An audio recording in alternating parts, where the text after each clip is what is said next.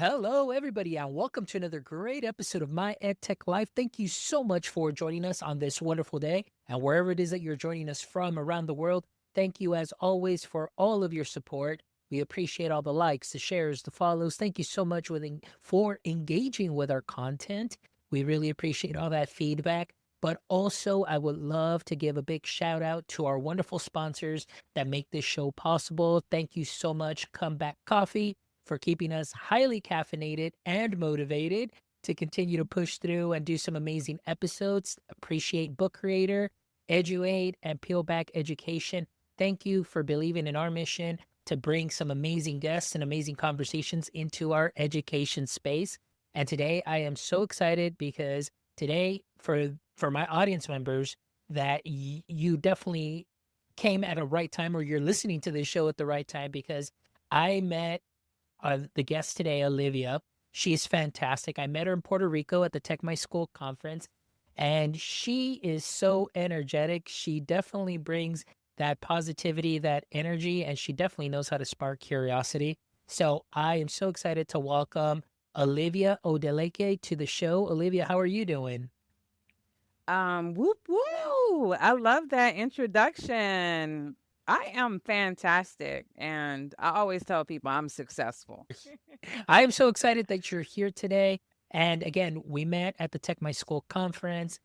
We definitely got to do kind of like record like a mini conversation there and so on. And just your energy, your thought process, your story, it's just something that is wonderful. Then I said, you know what? I definitely have to have you on as a guest on the show, and just so everybody can feel your energy and also just amplify the work that you're doing, because you're doing some very great things that we'll get to in a moment. And we'll talk about a conference that you'll be holding also, and in a moment also, as well as we get to that. But before we dive into the heart of the matter, Olivia, I just want to ask you, you know, if you can give us a little brief introduction and then what your context is within the education space. I'm gonna try to keep it simple. Started off on the untraditional path and went into industrial engineering. While I was working on my degree in industrial engineering, I was went on several study abroads. I went on a study abroad with the College of Education. I went on a study abroad with social workers, and I went on a study abroad with Caribbean studies. They were like, "Are you sure you want to be an engineer?"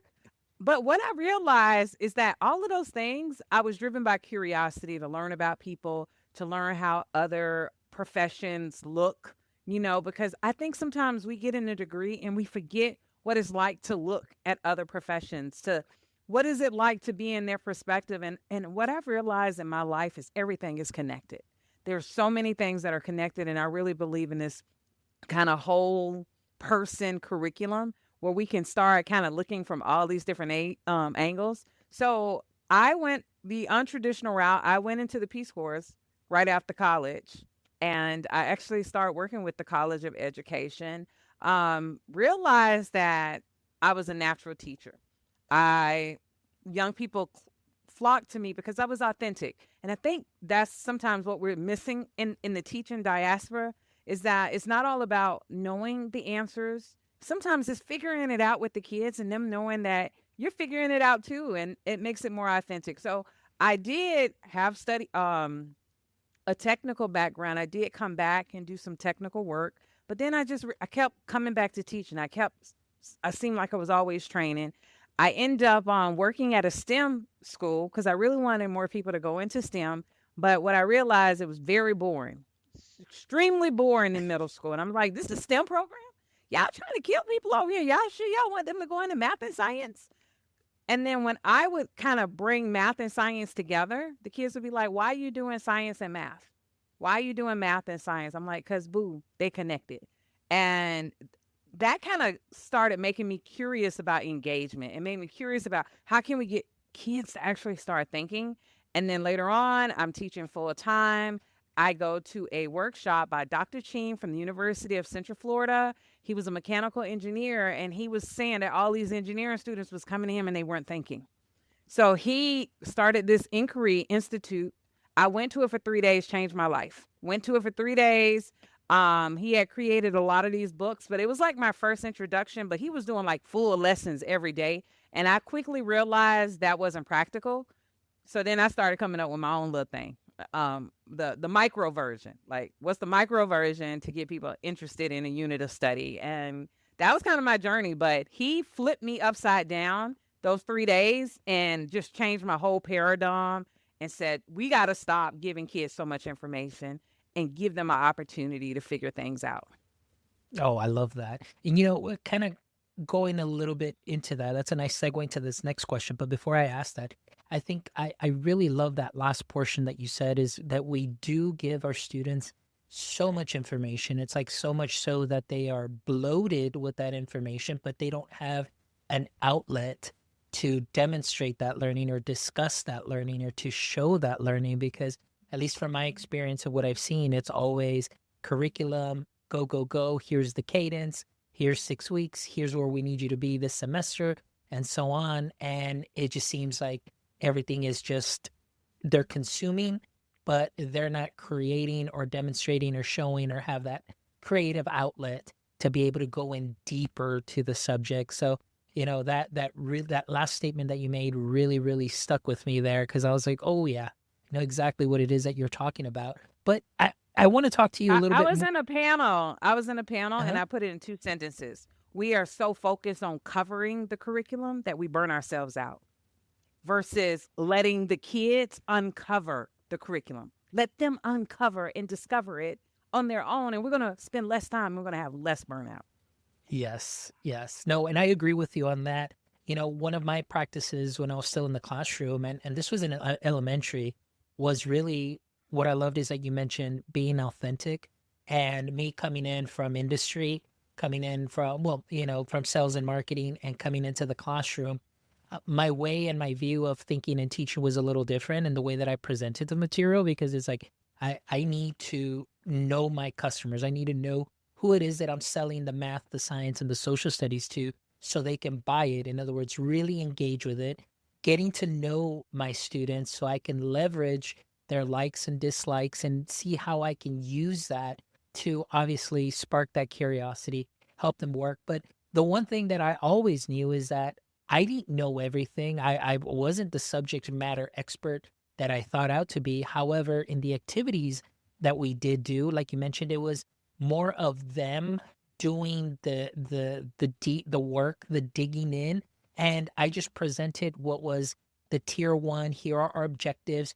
This is what we're looking at. Let's have a discussion. However, you are going to build, you're going to create, you're going to design, and then at the end of the week, we're all going to present and show and share our findings. And so that really helped me just to kind of really truly be kind of that guide on the side and be that learning engineer and engineering those learning experiences for them, where they're the ones that are going in deep and really looking and diving in and finding those gems within the content that they later get to present. And I think that's something that is very important. And I do agree that it didn't cause me to burn out, because we were all learning together. And more often than not, they're the ones that helped me look good, because that first class made me look good for that second class. And then that first and second, by the end of the day, I looked like an expert.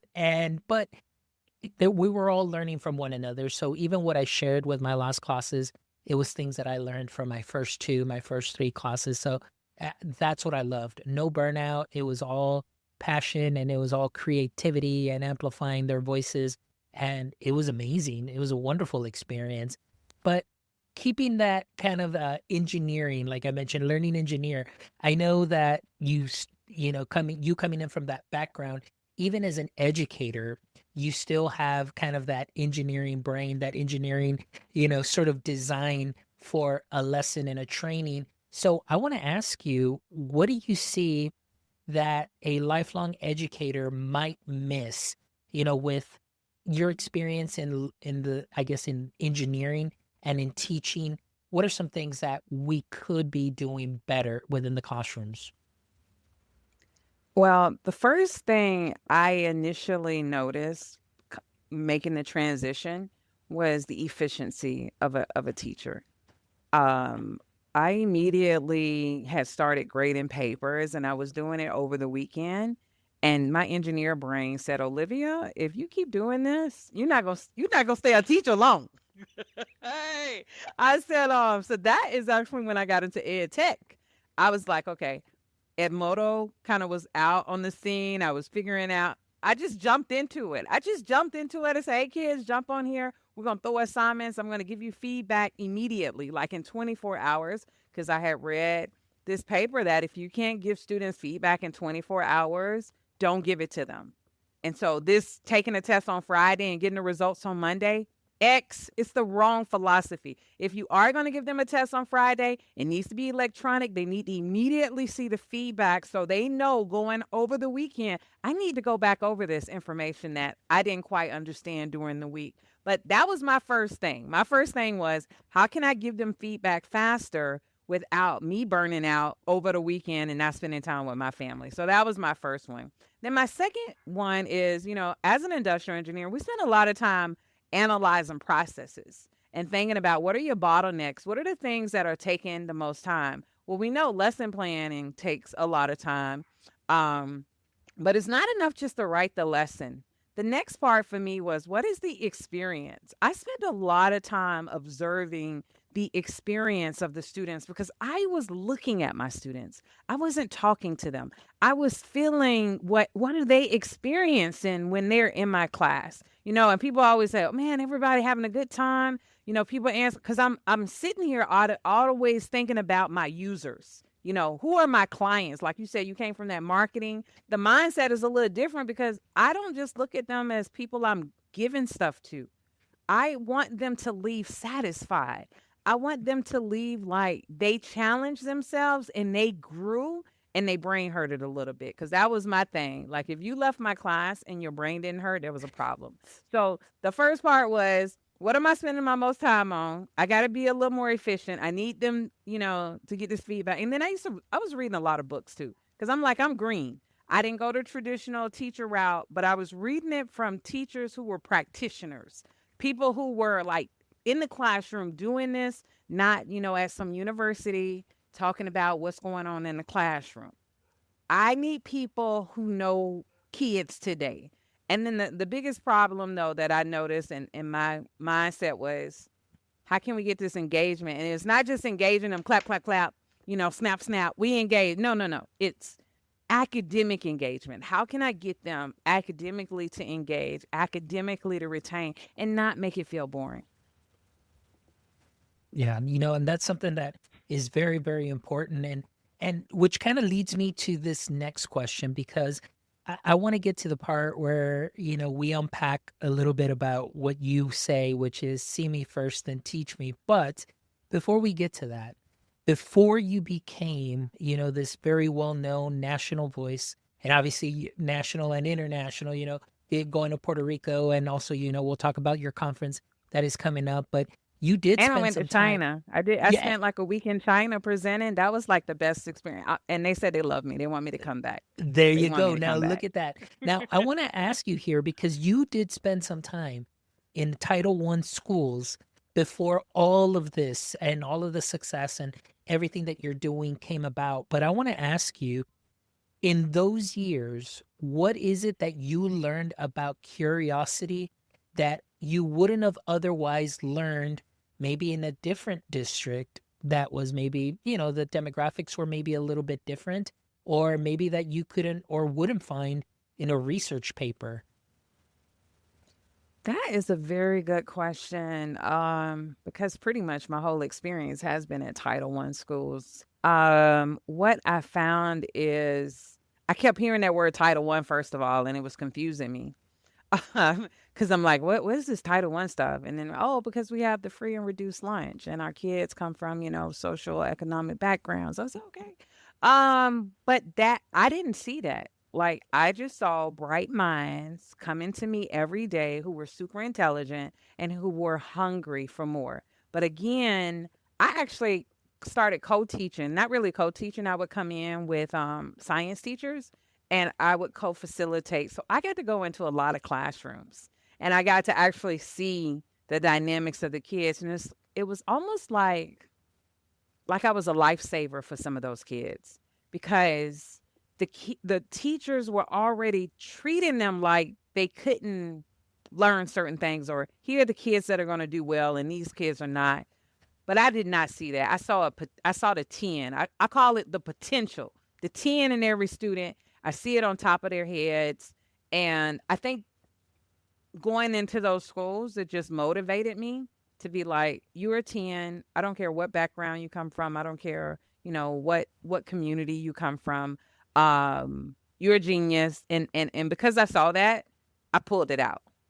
And also because I started with these inquiry tasks, these micro inquiry tasks initially, I did not know what these young people were going to say. So I was a little scared. Most of the time in classrooms as teachers, we know kind of what students are going to say because we got all the questions. But when you start asking questions to really make students think, you do not know exactly how that's going to work out. And that takes fearlessness in order to do that. And I just think we underestimate children. And I personally believe that they have so many ideas if we would just push them, and not just push them to absorb, but push them to think and apply and see how the knowledge you're learning can work one day to solve big problems in our community. Because is that not the purpose of learning? Like, you're learning to go do something with your life. And even if that's working in a school as a teacher, even as a janitor, but whatever you do it with your whole soul. Like, this is what I love doing, and do it. And I think part of school and part of my job is to help find that potential and speak to it. There And the you go. curriculum does not show up as potential. We don't see it. They don't tell you, say, hey, baby, you thinking like you could be a Microsoft owner one day. You acting like you created open AI, them kind of questions you asking, baby. Now that's potential. See, they not used to those kind of conversations, but part of sparking curiosity is seeing them outside of the curriculum. Oh, I love that. Now, that's a perfect segue to this next portion because, like you said before, it's about see me first, then teach me. And Olivia, as school districts year after year or every other year, or depending, are buying new curriculums. They're buying new tech programs that are going to help solve, mathematics problems or, as far as testing is concerned for reading and so on. And helping them out. But what I want to ask you is how how do we see students, on the day to day? What does that actually look like? Seeing a student, on any day of the week, meeting them where they're at. What has your experience been? What have you learned? I think sometimes when we take the time to find out about their backgrounds first, it doesn't take a lot, but we don't have time to find out about their backgrounds. That's another reason why I created the task, because part of the task is to get them to talk about what they're connected to. So by having something that takes like 10, 20 minutes, I actually gain a wealth of knowledge about the students, and I just write it down. I kind of keep a little mental note of it, and it helps me as we are going through a unit to pull it out. Hey, you remember when you asked that very phenomenal question during that session? I can see you on a board one day, leading people to a major decision. So that I just like seeing stuff in people. And I don't think I even got a song called Potential. And it's about teachers seeing the potential in students, but also when they start seeing the potential in students, sometimes your principals can see potential in you. But you can't see something if no one's seeing it in you. It's a repeat cycle. The other thing that you just brought up is very dear to my heart about all these tech tools and curriculums that are coming out. What's happening is the basic unit of school improvement. Like if we had to break it down to a cell, okay? Because everything cell, you multiply, you get something very complex. The cell of a school is a teacher who feels psychologically safe to try something new. That's the cell of a school. But most teachers don't feel safe to try anything new because we evaluate them all the time. And because I'm being evaluated all the time, I can't see anything but evaluation. I can't see anything but judgment, judgment, judgment. And all of that mental stuff is affecting me seeing kids. I'm sorry, because it's just talking in my head. But I firmly believe that if teachers could feel safe, if we could focus on teams of teachers, not individual teachers, and you could give an actual sandbox for growth, evaluations have their place. But you need a space in the school system, especially a Title I school system, where as a team, we see something as a challenge for our students.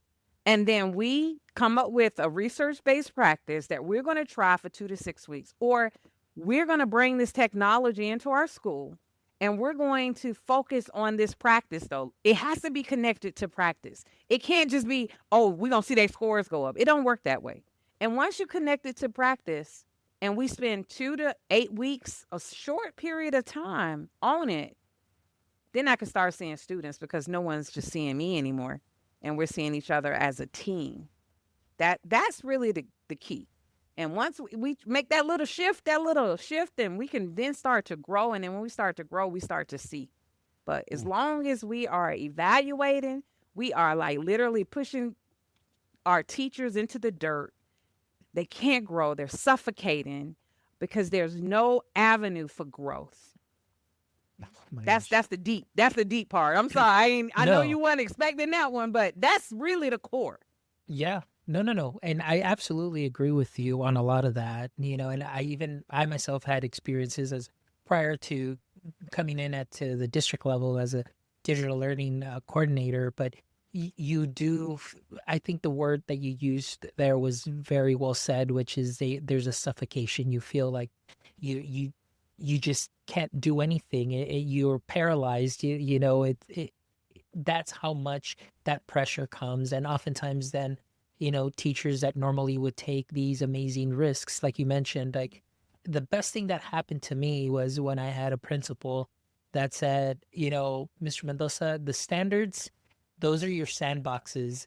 He goes, you can play around in that sand, but just don't cross that line, but you can teach the students and make the standard as fun as you need it to be, as engaging as you need it to be. So he kind of just said, you have free reign in how you teach your standards. As long as you don't cross any lines and you stay within these bounds, you're going to be good to go.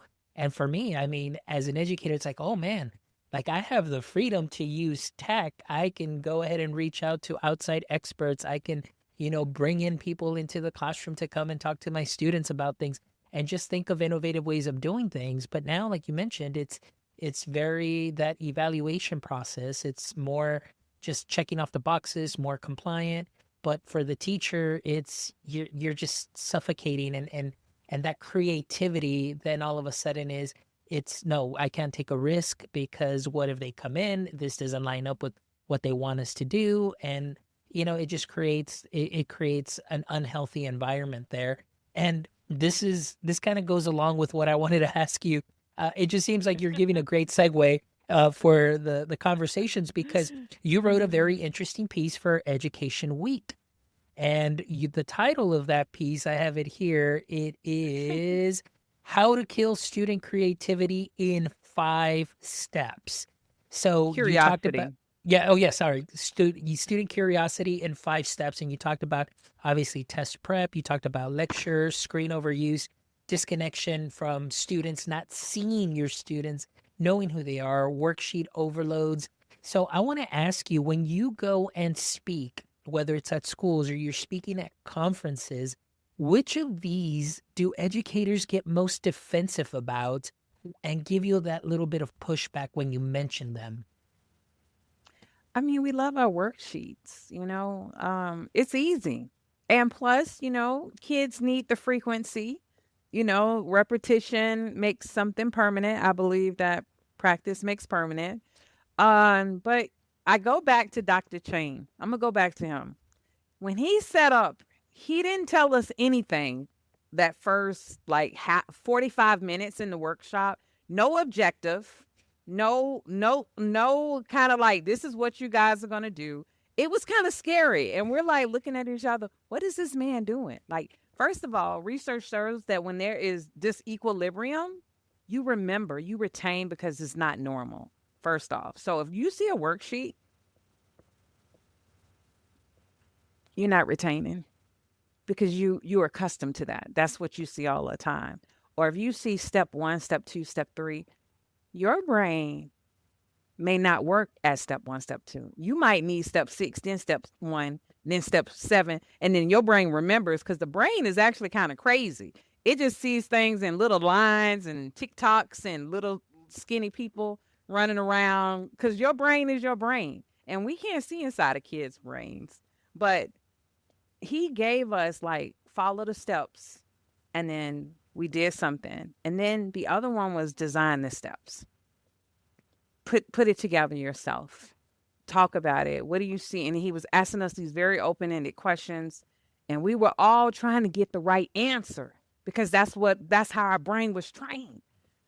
And that's the same thing with these kids. That's why when we do come in with curiosity, it's scary for them because they're like, oh, is this the answer? Like they looking at you like they need your approval. And when you say, what do you think?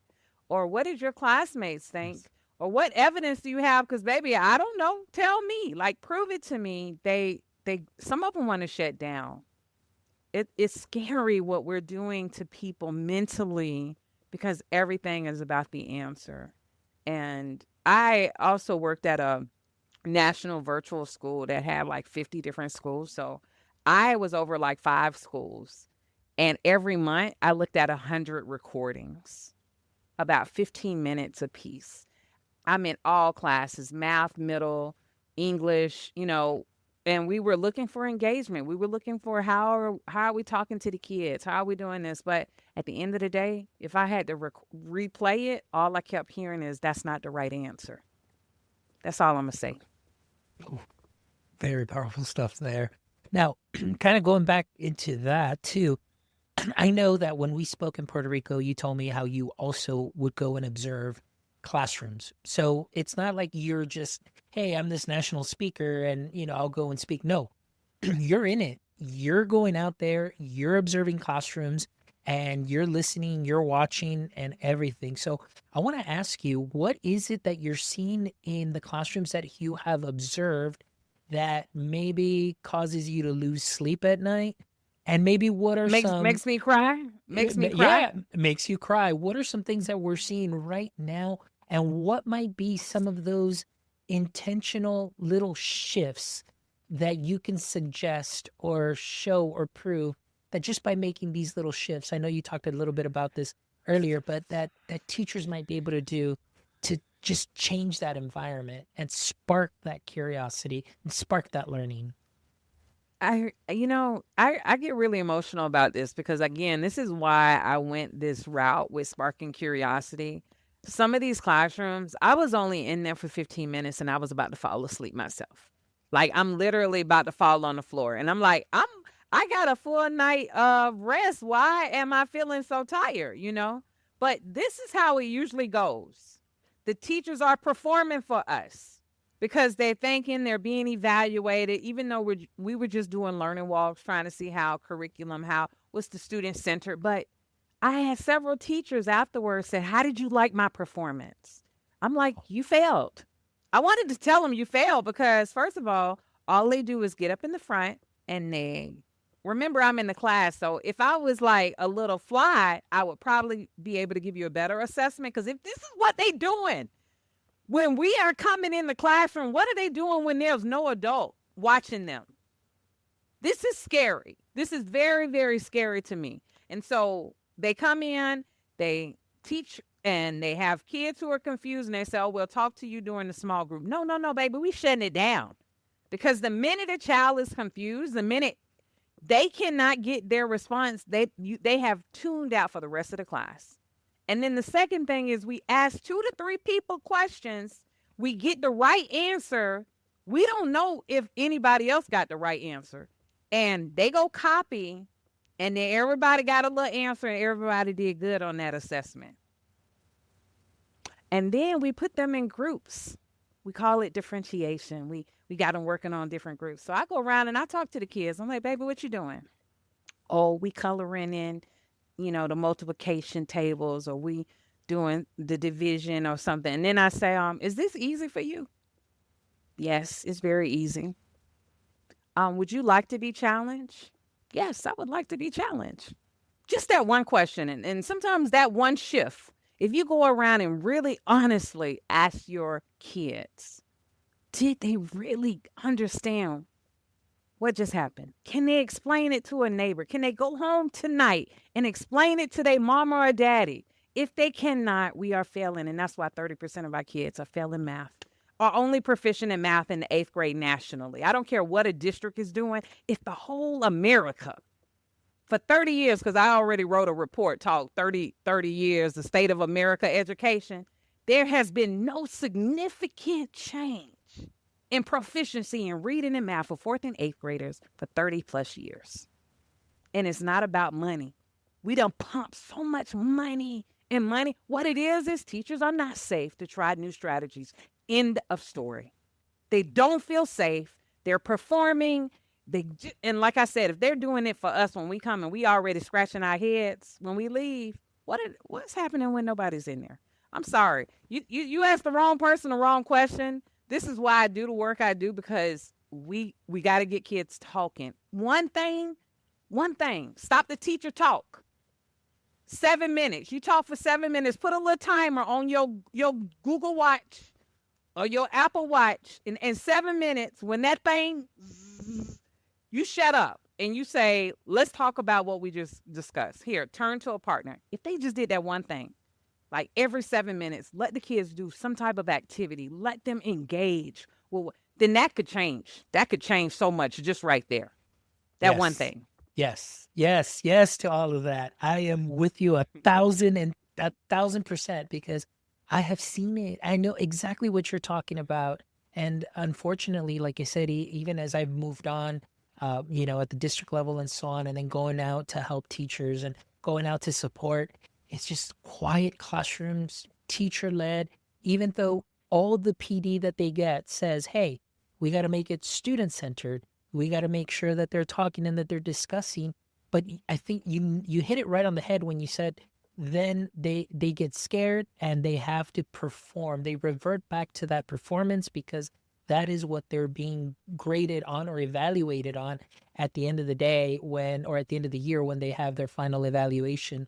And then I almost feel that because they're performing too, students are performing as well. I mean, students are sitting there. One thing that you mentioned is, I feel that many times it's just the students are mimicking exactly what the teacher is doing with no in-depth knowledge of the why. There is never a why question. Why are we doing this? Or why do you think we should do this? There's never those questions, and that time, like you mentioned, allowing students to be able to answer, to share ideas and so on. And so, yes, I am with you 1,000% on that. Failure. We have to learn how to fail. See, the thing is, we already failing, right? We are already failing, but we're in the classroom like we're not failing. But you have to realize that if you do go through a PD, when you go back and try to implement it, you don't have the confidence yet. So you're going to fail. But the kids are ready. The kids are ready for something new. They like, I just wish this lady would just come in here one day and just try something with us. We don't care if she fails. And that's why the kids don't have resilience. Because we're not failing in front of them. We're not showing them, hey, we saw that, last year the kids didn't get it when we did it this way. We thought we'll try it this way. But when I went into inquiry, it was the most scariest feeling in my life. I think I was better in engineering class taking those really higher level courses. I did not feel scared, but trying a task with kids and not knowing what they're going to say, not knowing how to really facilitate a discussion that's not about an answer, but about a process and about thinking, that was scary. And I was like, am I going to be able to do this? But I failed. And yes. I failed at least 2 or 3 times. And I said, that's when like after the 3rd time, you start feeling a little better. And one of my favorite quotes, I think I saw it from Dungeons and Dragons. Like, I didn't even watch the cartoon, but someone had put me onto the movie. But the whole point is, if you stop failing, you fail. Yeah. So the thing is, you never stop failing. You always should be failing. Why? Because you're always trying to get better. And when you're trying to get better, you're not going to get it right the first time. Yes. Yes. So we have to have this spirit of failing, but we can't have a spirit of failing if you always evaluating us. Mm-hmm. When do they get a chance? Can we at least have Friday as fail day? FF? Fail Friday day. This is the There you day go. when we try new stuff and nobody's evaluating us and we just get to try something. I just think it just that little mental shift for leadership. Yes. And I just wish some leaders are really listening. This is real. Like I even did a survey with like 2,000 teachers, and these things are real to them, but we don't see them. And the burnout is real because you keep trying to do something and you never have the support really to really try something that's really different and really new, because it's uncomfortable, first of all, inside of us. And then I might fail, and then somebody might see me. And then it's just like learning a new language when you're an adult. Nobody want to speak a new language. That's the only reason we can't learn fast when we're adults, because we're embarrassed. Yeah. But we No, got to get over that ego. If we get that yes. ego, Yes. Yes. listen, No. you be talking to the wrong person. See, these are the things. These are the things that I sit with at night, and I'm like, Olivia, how can we help them? And that's kind of why I came up with this operating system called Lead Spark Team, specifically for that, to get teachers to kind of be able to fail, but as a team, There you not go. one person doing something, but the team is trying this and we're talking about it together, and we do it during the PLC, because the PLC really should be the place for real growth. It should be a place where you can try something new, go back in the classroom, come back, but then have some accountability and not just Yeah. be what some people have made it. Yeah. Now, there's some No. schools doing it the right way, but some schools, we know what's going on. Yes. I was gonna say, like, I think you might have come up with a new framework or something. And you can do the 3F framework. It's fail forward Fridays. Maybe you can try that now and bring that up. Hey, and listen, let's brainstorm. We But need brilliant people like yourself. Like seriously, like I just wish there was like a commission. Like, let's go get the real brilliant people, the people who are actually working in the classroom, who had results with kids, who've seen at least 100 classrooms. That's your criteria. You've been in 100 classrooms. You done seen a pattern. We can come and talk about this pattern. Now let's talk about what can we imagine it being differently. Because I don't think we've really used our imagination. What we have done is continue to talk about the problem. The problem is this, and the problem is that, and the problem. But what is the solution? We need to put all our energy on a solution. And then if we put all our energy there, wherever attention goes, energy flows. ooh, And then our energy would flow to solutions. And our yes. energy would flow to those good kids showing up to class every day. Our energy would be in them, and we would make them the stars of our schools. I love it. I love it. I'm just saying the energy. Last thing I'm going to say, though, PLCs, oftentimes I have always seen, I know what it's supposed to be, but I always say PLCs often turned into please learn compliance meetings. So that's just my little shtick on PLCs, because it's like you said, some people are doing it wrong, and I've absolutely seen all sides. So, but now going back, I mean, hey, this show is called My EdTech Life, and of course, we need to talk a little bit about tech. But I want to talk a little bit, because one of the things that you and I had talked about in Puerto Rico too was about the Spark Curiosity GPT Coach that you created. So tell us and tell our audience members a little bit about that. What was the idea behind this? And, just tell us what it does. What was the goal? Well, I wrote a book for Nearpod called Beginner's Guide to Nearpod, because I used to be a certified trainer with them. And within it, I had start introducing these little inquiry tasks as part of the lesson plan. So then a lot of teachers asking me about, I really don't know how this works or how to put this together. So then I wrote another book called Spark Curiosity, a guide to quick inquiry tasks, and I provided like 100+ examples. And what they are, remember we said we don't know the why? So we go into a unit, we really don't know why we're learning, but I'm not going to tell you the why. I'm going to get you to pull out the concept. So classic social studies, example, I'm 7th grade social studies teacher. I'm about to introduce the American Revolution to my class. How do I do that? Do I just get up there and start talking? Here, these are our learning objectives, and you're going to learn about who are the key guys and, what year and all this kind of stuff. But at the end of the day, I'm like, well, what is the concept behind the American Revolution? And I'm like, is it not an underdog story? Is it not about someone who didn't have anything, who wasn't supposed to be in a certain place, and now they're asking for their freedom and they're asking to be an independent nation? Who does this? So the inquiry task came up with is think of a time when an underdog overcame a huge challenge. So in their groups of 3 to 4, they come up with these examples like David and Goliath. Oh my sister, she was on a volleyball team and they won all of their games and they had just started playing. So you're hearing this and what I'm learning about my students, right? At the same time, right? This is amazing. It's like, how do you come up with this? But anyway, that was the concept to introduce the unit. Hey, we just talked about all these underdogs. And then one of the guiding, we always have a couple guiding questions. Like, what do you think that underdog needed in order to overcome that challenge? They needed support. They needed someone to believe in them. These are the kids talking. Okay. Now, when you get ready to talk about the American Revolution, I'm going to tell you about one of the greatest underdogs in the world. It was America. America was an underdog. Oh, my goodness. Kids are like, now they're listening. Now they have a reason to like find out all of the details because I just anchored them. So the Spark Curiosity Coach, what it does is instead of you hurting your brain on how to come up with one of these tasks, all you have to do is go put in the unit you're about to cover, what subject it's in, and any subject. I mean, you could do this in music class if you want. You can do it in art class. Like, you're a teacher. You should be sparking their curiosity too.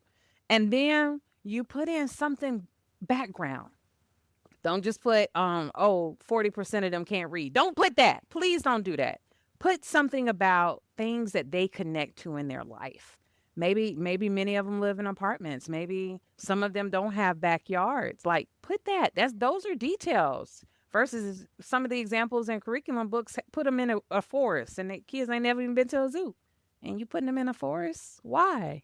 They don't know that. So once they put that in there, it will give them a Spark task that they can do in 8 to 10 minutes. It will give them 2 or 4 guiding questions. And the last part is it will give them 1 or 2 sentences, which is a community summary. And people are like, well, what's a community summary? Well, we just did an activity together as a community, and we need to come and summarize what we learned. Like, what did we learn about the underdog? Tell me in your own words. And so the kids tell you this sentence, even though you have it. I tell the teachers, never put this on the board because it sparks something in kids too, because they've never been asked to come up with something themselves without someone giving them the answer. And then I have them write it. Part of the activity is putting it in their notebook, and they refer to it as they're in the unit. It's anchoring them so that they can connect the pieces. But because the brain works, it needs a picture. It needs some type of a schema to connect to. And most of the times we go into units and there's no schema at all. They have no picture. You at least a stick person in your head. Then you can put details, and then you can put and no vocabulary in the Spark task. There's no vocabulary. Why? Because they don't know it yet. So why can we give them 5 vocabulary words, Miss Odileke? No, it is a Spark task. You want them to get curious. Why? So then the brain wants to know more. And so the whole coach is basically showing you how to do this. And plus, I have some facilitation moves in there, some ways for the novice teacher. Here's some tips on how to get the kids to talk, because the hardest part is getting people to talk. But the reason people talk during these, because it's not about a wrong or right answer. It's multiple entry points. They are all designed to get kids to talk and think. And whether you are on a 404 plan, or if you have an IEP, or even if you speak another language, you can contribute in some kind of way. I love that. I love that. And especially like you said, multiple entry points right there at the end. I think that's something that is fantastic. And again, something that is low lift, but it's low lift, but high impact. And that is something that is great. You're getting the conversation going. You're getting the creative juices flowing. You're getting those questions. and you're talking, you're discussing, and then everybody's engaged. And I think that's something that is fantastic. And I love that. So we'll definitely make sure we link that in the show notes too. But my friend Olivia, I want to ask you, obviously, we talk about sparking curiosity, and that's what we want to do in classrooms. We want our teachers to be able to provide these learning environments where students are eagerly learning, questioning, sharing, speaking, being creative, thinking critically. But I want to ask you, what do you think the future of curiosity is going to look like now with so much AI saturating classrooms? Do you think that's going to have a positive or a negative effect, or just does it depend on how we manage the situation? What are your thoughts on that? Seeing that, you speak to so many teachers, educators, superintendents, and you visit a lot of classrooms. What are your thoughts on that? Well, right now, AI is mostly being used by teachers. It hasn't really fully been used by students because we are still navigating the policies on how student data is collected, because at the end of the day, they're collecting information and we have to decide what information we're going to allow these big companies to collect from our students, because at the end of the day, they need this information to market to them. Basically, let's just set the record straight in case people think they don't know. Okay, they're trying to market to them. That's why they love getting baby data. Okay, because they want to keep you in the ring for the rest of your life spending money. All right, I digress. Um, but as I think about AI in the classroom, I think AI can spark more curiosity than anything personally, if used the right way as a thought partner. I think that a student could pose some questions in the classroom. Say, for example, we did a Spark task together. And then I said, I want you to go to AI and I want you to put those 3 questions you just came up with as a group. And then I want you to ask AI to evaluate those questions. How were they the strongest? Could you have gone a little deeper? What would have made the other person think more? And I think if we allow students to play with it that way, their brain is going to say, my question sucked. Like, I really need to up my game. And it can be used to push them more rigorously because we're right now learning. Personally, to me, like this is the curriculum right here, right? Okay. And this is where the kids are, right? But if we get the kids just to think, like just to apply thinking, they're going to be up here. And no matter what test we put in front of them, they will master it because they are thinkers now. They are not just people to recall. So AI to me is making me think critically more about the questions I ask and how I ask them. So the next time we have a discussion, I'm coming with my A game. Because when I go to AI to ask the questions, I want AI to say, I rate your questions 10 out of 10, boo. Your questions is on point. That's when you know that brain is working. Okay. That's what I see. And then the second thing I see is kids like making songs like me on Fearless Educator Radio. I see the kids making their own movies, animations. Like, hey, I want you to put together a 10-minute animation explaining this process to a fourth grader. Like, that is the kind of depth we can do. And it won't take a lot of time. But again, we got to have educators who are willing to try something new and say, let me just experiment with this. Because every day a new tool is coming out and I'm just being blown away. And I'm just like, oh, baby, boy, I just feel like I need to like live like 100 more years so I can play with all these tools. I love it. Yes, I love all of that. Now, my friend, before we wrap up and we finish the show with our last 3 questions, talk to us about the Spark Curiosity EDU conference that's being held July 31st through August 2nd. Let all my audience members know what can they expect.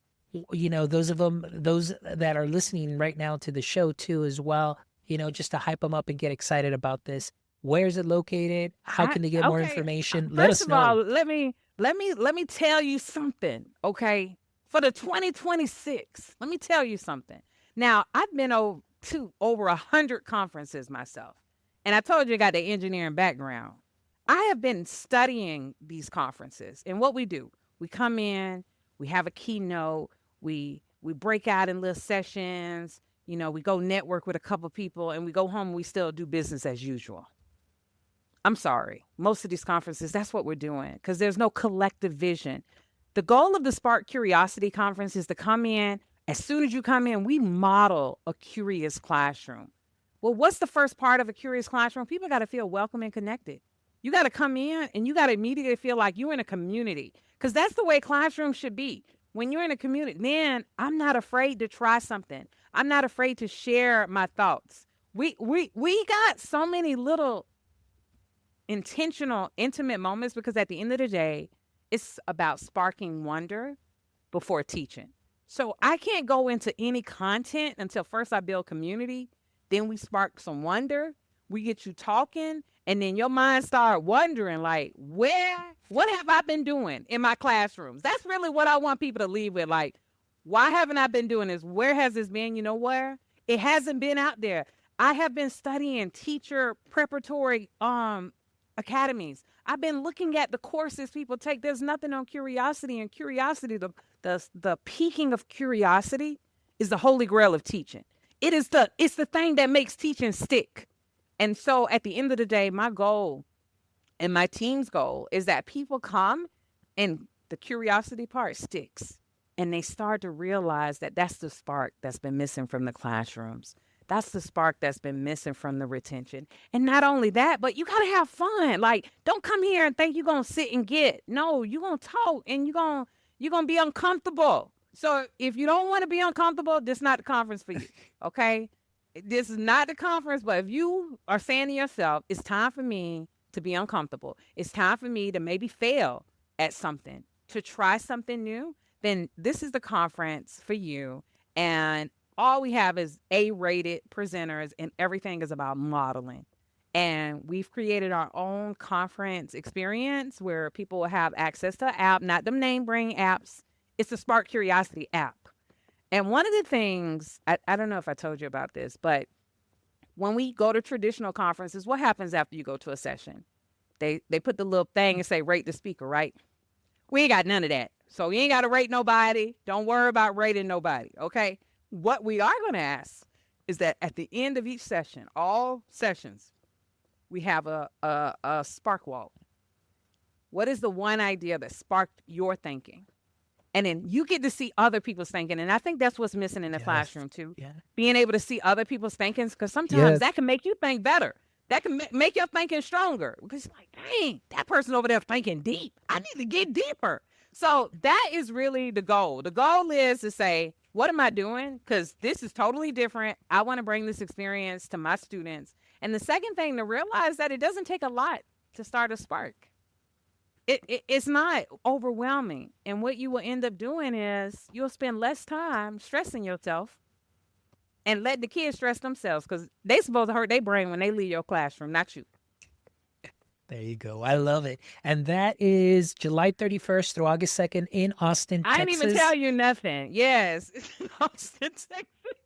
Austin, Texas. Where's it going to be held, my friend? It's going to be at the Cambry Downtown Hotel. And that first Friday night, we're going to kick off a nice, not just drinks and social on the rooftop, because there's a rooftop bar, but we're going to get you talking to each other right away. How many times have you gone to a conference and that first thing, you don't know nobody, and everybody at their little tables and they get their little drink, and then you leave, right? Because you weren't connected. Yep. Don't worry. We got all of that taken care of for you. You don't have to worry about what you're going to do. We're going to take care of you. We're going to tell you exactly what to do.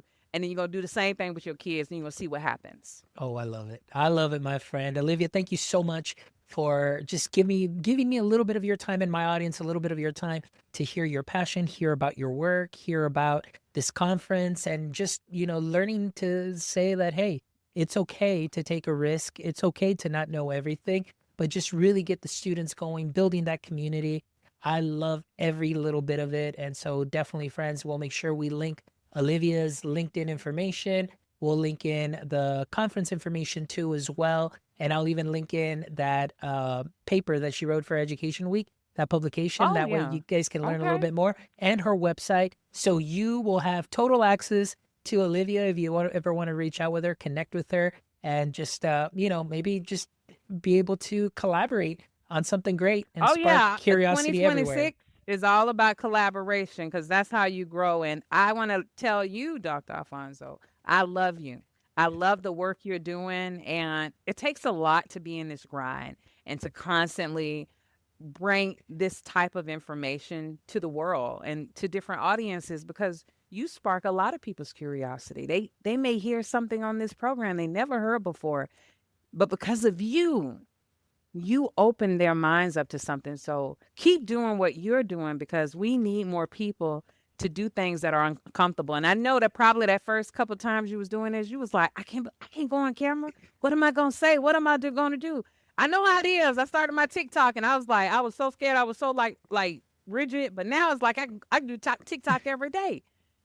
It's the same thing with teaching. Like we gotta get over that ourselves thinking and say we're doing this for someone else to benefit. And when you can focus on that as your why, that is the energy that we need in this world. I Don't love focus it. on what your weaknesses are and what you can't do. Focus on how your gifts are going to help others. Yes, I love it. Thank you so much for that wonderful compliment. Thank you so much, my friend. But Olivia, before we wrap up, I always end the show with these last three questions. So hopefully you're ready. I know I put them in the Okay. calendar invite and everything, but I never want to throw my guests off here. But here we go. So we know that every superhero has a pain point or weakness. And for Superman, that kryptonite was his pain point. It weakened him. So I want to ask you, Olivia, in the current state of education, what would you say would be your edu kryptonite? Oh, I thought about this one. It was a kind of hard one. Well, I think it's my edu kryptonite is navigating the space between insight and action, especially in environments where there's a tendency towards overanalysis without movement. And I personally naturally look for patterns in human behavior and in instructional practice. So when the same data is reviewed repeatedly without shifting what's happening in a classroom, it can be very challenging for me. But what I've actually learned though is that the issue isn't the data, it's how people experience the data. Ooh, powerful. I love that. Thank you. Question number two. If you could have a billboard with anything on it, what would it be and why? Oh, that one's easy. Spark curiosity before you teach content. Nice. Love it. I've seen that when students are curious, everything changes, engagement rises, thinking deepens, the learning really sticks. So, too often we jump straight into delivery without first creating that connection. And we need to create it first before we start to teach them. Nice. Nice. Powerful. These are great sound bites, by the way. I'm already like making notes what I'm going to cut so I can share for this episode. All right. My last question, my friend, is if you could trade places with anyone for a single day, who would that be and why? I would trade places with a school principal who is actively trying to lead instructional change in today's environment, especially a principal who's trying to balance accountability, teacher morale, and student outcomes because it's not easy. And my work focuses on supporting leaders, but there's something very powerful about stepping fully into that role for the day because I would really like to feel the weight of their real time decisions, competing priorities, and also just the human side of leadership. And that perspective personally would sharpen how I develop solutions because the best systems aren't really developed in isolation. They are focused on something that's real and usable in the everyday school system. Love it. Great answer. Thank you, my friend. Olivia, it has been an honor and a pleasure to be able to speak with you again. We had a great time in Puerto Rico. That was also a great conversation.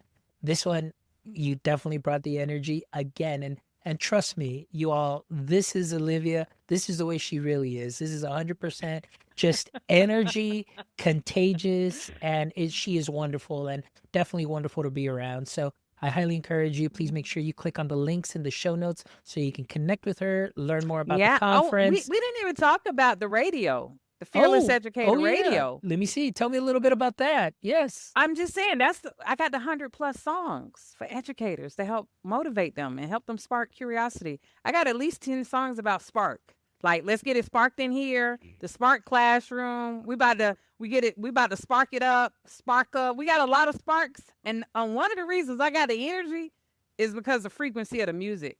The music is in my brain. It's talking to me all the time.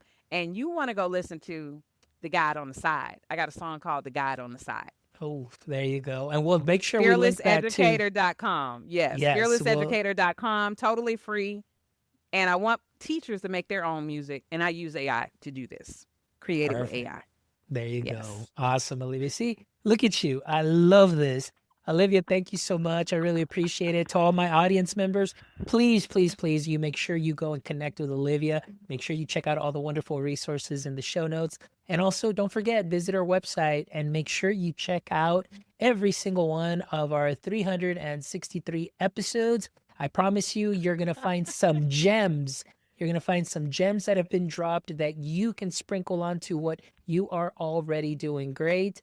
And again, a big shout out to our sponsors for making this show happen. Thank you, Comeback Coffee. Thank you, Peel Back Education. Thank you, Book Creator. Thank you, EduAid. And thank you, most importantly, to you, our audience, who continuously just engages with the content. Thank you all so much for your support in these 6 years that we've been doing this. And my friends, we are here. We're going to bring you some more conversations. But again, until next time, my friends, don't forget, stay techie.